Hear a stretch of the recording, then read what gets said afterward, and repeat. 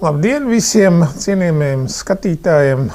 Šoreiz parunāšu es kā klīniskais imunologs par pavasari, par imunitāti un par to, kā varbūt vajadzētu sevi gatavot vasaras cēlienam. Šodien esmu viens studijā, tas ir diezgan neierasti, bet varbūt tas ir tāpēc, ka šoreiz ir tāda varbūt viengabalaina tēma, tā ir imunitāte un mūsu veselība. Gribu teikt, ka esmu atgriezies tikko no viena liela kongresa starptautiska Kopenhāgenā, kas notika pāris nedēļas atpakaļ, veltīts dažādām infekcijām un mikrobioloģijai. Un jāsaka tā, ka šajā pašā kontekstā gribētos mazliet atgriezties atpakaļ Covid laikā, kura atblāzma mēs ar vienam vēl novērojam. Diemžēl šī atblāzma ar vien spilgtāk sāk palikties. Tas ir tas, ko mēs paredzējām jau pusotru gadu atpakaļ par iespējamām sekām, postvakcinālajām sekām, diemžēl, pamatā runājot. Jāsaka tā, ka kongresā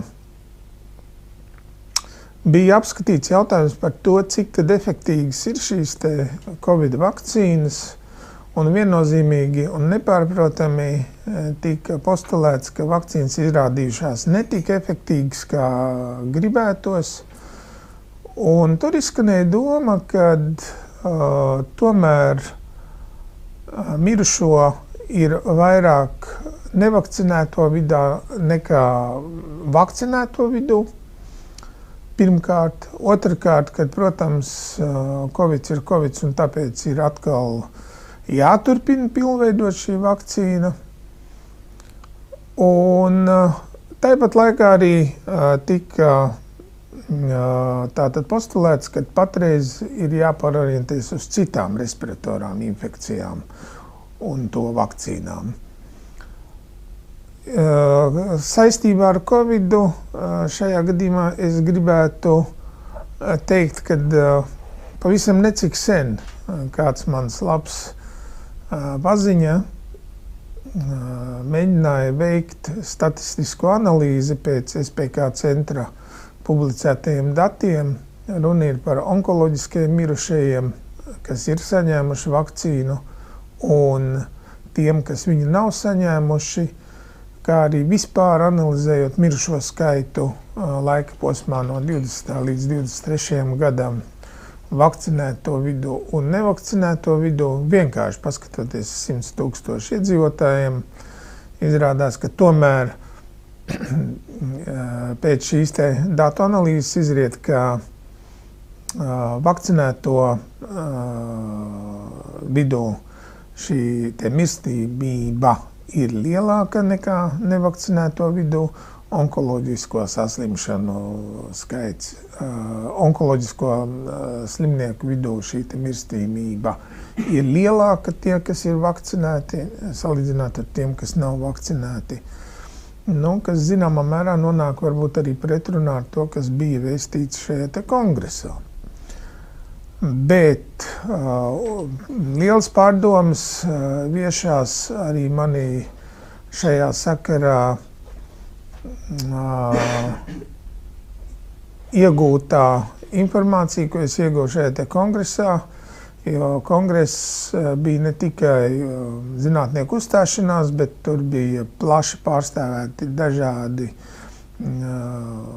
aparātu ražotāji, firmas, kas realizē dažādas medikamentu, tātad ražošanu un sintēzi. Un es izmantoju iespēju aprunāties ar vienu no Covid vakcīnu ražotājiem un uzdevu viņiem pāris tādus jautājumus, diezgan, es saprotu, nērtus viņiem. Un atbilde bija vai nu mēs to nevaram komentēt, vai nu varbūt rakstiet mums uz Office, tad mēs jums sagatavosim šo te atbildi. Ar sakot, varēja just, kad šie te pārstāvi nav gatavi diskutēt par tādām jautājumiem, kā piemēram postvakcinālās komplikācijas vai vakcīna drošums. Vai kas vakcīna ir, vai tas ir ģenētisks tātad ražojums vai uzskatāms par ģenētisku ieroci ārstniecības vai nē. Tātad tas viss liecina par to, ka šī te Covid tematika tomēr nav viengabalaina un nav viennozīmīga. Diemžēl arī savā praksē skatoties, mēs sastopamies ar to.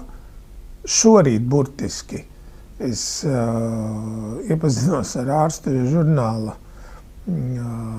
tādu nodaļu, kas saucās mirušie ārsti laika posmā no 21. līdz 22. gadam, ieskaitot, un jāsacina šokējošs secinājums, kad ļoti daudz mira viengadnieki, ārsti, viengadnieki vai tuvu esošos vecumos tieši šajā te gadā, kad arī viņi lielākā daļa bija saņēmuši šīs te Covid vakcīnas.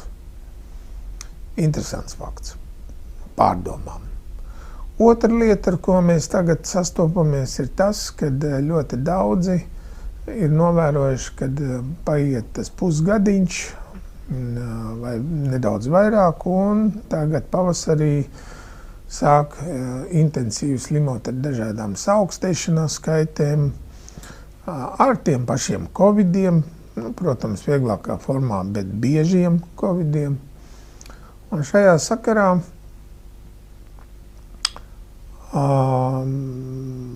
esmu nonācis pie secinājuma, ka varbūt ir jāparunā, kā tad veikt šo te imunitātes profilaksi, lai mazāk slimotu un lai būtu mazāk varbūt šīs te postvakcinālās vai pēc Covid izslimojušās,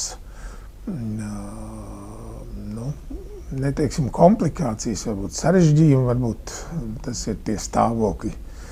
Kā tādi jau, kā zināms, vakcinētāji jau ļoti katram vārdam piekasās un meklē, kur tik aizķerties, lai tikai pārmestu, kur jums ir zinātniskie pierādījumi, tad tālāk. Jāsaka tā, kad pavasaris, tas ir laiks, kad ir sākt labi norūdīšanās procesu, bet, ja mēs runājam par novārdzinātiem organismiem, arī pēc Covid izslimošanas, tad šeit ar to norūdīšanos vajadzētu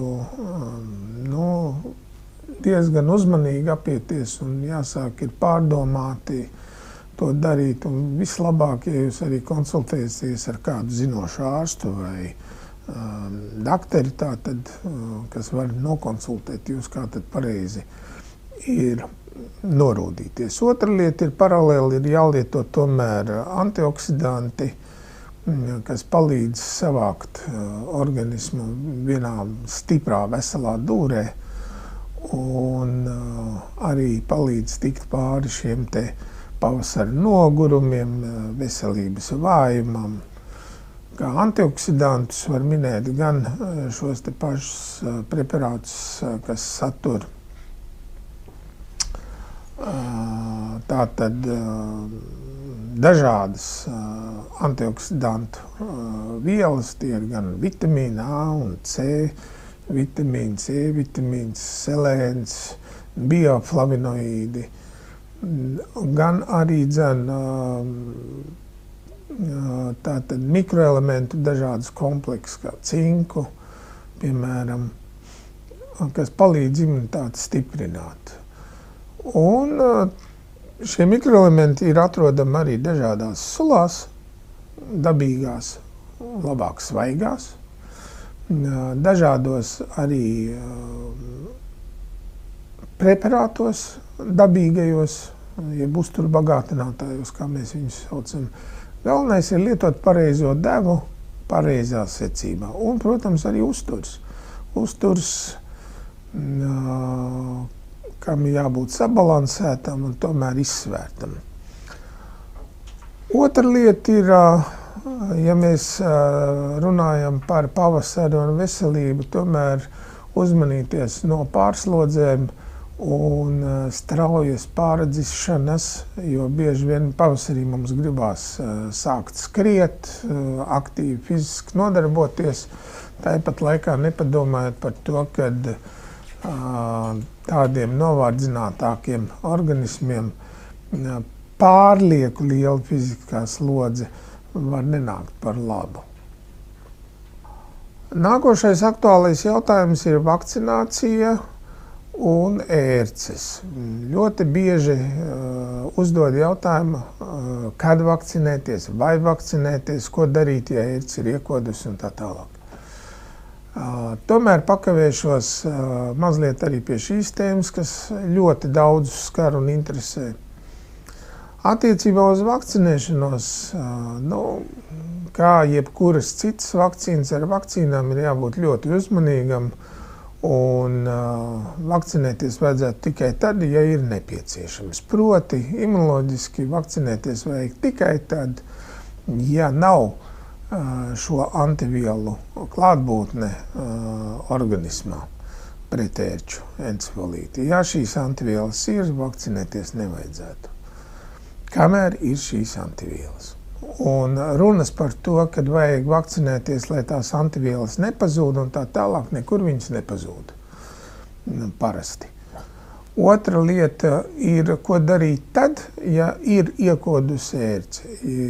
Šajā gadījumā ir jāsaprot tas, ka ne jau katra ērce uzreiz nes slimību aiz sevis. Proti, varbūtība, ka ērce varētu būt inficēta, ir apmēram 40–45%, atkarībā no, protams, rajona, kur šīs ērces ir noķerts. Ir lielāks procents, ir mazāks procents inficēšanās ar ērču encefalītu vīrusu, bet vēl apmēram tikpat daudz procentuāli ir varbūtība, kad jums varētu attīstīties ērču encefalīts. Tātad kopumā varbūtība, kad pēc ērces kodiena attīstās ērču encefalīts, ir samērā niecīga. Bet tomēr nopietna. Ko darīt, ja ir ērce iekodusi? Daudz parasti mēģina šo ērci vilkt ārā, kas ir labi, un nodot analīzēm, kas nav labi. Jo arī pēc pēdējām vadlīnijām tomēr iesaka šo ērci neanalizēt, jo izrādās, ka arī katrai diagnostiskai metodei ir sava kļūdas iespējamība un jūtība, un izrādās, ka šī jūtība nav tik liela un varbūtība, kad tiek palaista garām šī infekcija, pietiekami augsta, apmēram 30%, kad jūs saņemsiet negatīvu atbildi un tāpat laikā jūs būsiet šo te vīrusu noķēris un ar iespēju tālāk attīstīties tātad saslimšanai. Līdz ar to šādām te ērču diagnostikām, es piedaru pie tās speciālistu kopas, kuri uzskata, ka tas nebūtu labi. Jo, ja ērce ir iekodusi, ir jāpieņem, ka viņi ir inficēti, un tā tad ir jārīkojās sekojoši. Pirmās 2 nedēļas būtu jālieto profilaktiski kāds no arī naturāliem preparātiem, tā izskaitā arī pretvīrusu preparātiem, kas tad palīdzētu jums izvairīties no vai nu slimības attīstības, vai nu slimības smagākas gaitas. Tas pirmkārt. Otrkārt, ir jāvērtē ērču kodumbieta. Ja ērču kodumbieta nav apsārtusi, tā tad aizdomas par boreliozi iespējamo, ja to saucamo laimes slimības ierosināta iegūšana ir diezgan niecīga. Ir vienkārši pēc kāda mēneša jāuztais kontrolas analīzīt uz laimes slimību. Jāpaskatās, kas tur darās ar antivielām. Savukārt, ja šis te apsārtums turās ilgāk par nedēļu un ir jau vairāk nekā 0,5 mm, tas ir 0,5 cm, tātad 5 mm diametrā, tad gan jau vajadzētu meklēt speciālistu un risināt tālāk jautājumu par diagnostiku un iespējamo arī ārstēšanu. Uzsākt lietot kaut kādu antibiotiku dzeršanu es neieteiktu, jo bieži vien ir tā, ka vai nu tiek lietots nepareizs antibiotiks, vai nu šī antibiotika deva nav pareiza. Un līdz ar to faktiski jūs neizvairāties no saslimšanas ar to pašu Laimas slimību, tikai viņu padarat komplicētāku ārstēšanai. Un tomēr izvairīties no ērcēm vajadzētu, un tam nolūkam vajadzētu lietot visus iespējamos praksē pārbaudītos repelentus. Tātad kukaiņu atbaidītājs, un tas pats arī attiecās par dzīvniekiem, jo daudz domā, ka dzīvnieki neslimo ar Laimas slimību, dzīvniekam arī ir izplatīta šī slimība. Daudzreiz viņi norit arī diezgan latenti un tā diezgan neatpazīstami, un inficēšanās ar Laimas slimības ierosinātāji ir iespējama arī, ja jūs kopjat šo te dzīvnieku, raujat ārā šīs te ērces. Tātad ir zinām apstākļi, pie kuriem arī jūs varat inficēties. Tātad arī mājdzīvnieki ir regulāri jāpārbauda, un dažreiz viņam jāuztaisa ir analīzes, varbūt arī uz attiecīgo infekciju, un ir jāievēro personiskā higiēna pēc šī dzīvnieka apkopes. Tādā veidā būs mazliet vieglāk dzīvot vasarā starp ērcēm.